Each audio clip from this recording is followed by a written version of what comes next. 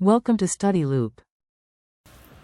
Suppose we have a hypothesis testing problem regarding proportions in which we want to compare the suicide rate between veterans of a country and non-veterans of that country.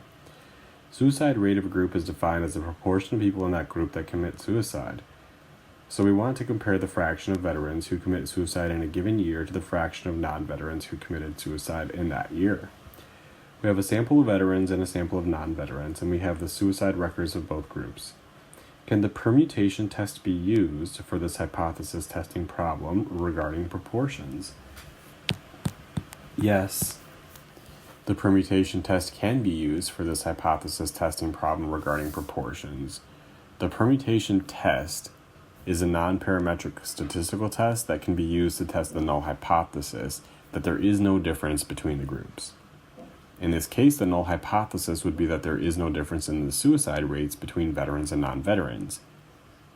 To use the permutation test, we would first calculate the difference in the proportions of suicides between the two groups. We would then randomly shuffle the group labels veterans and non-veterans and calculate the difference in proportions again, and we would repeat this process many times, like 10,000 times, to create a null distribution of differences in proportions that we would expect to see if there is no difference between the two groups. And then we would compare the observed difference in proportions to the null distribution and calculate a p-value.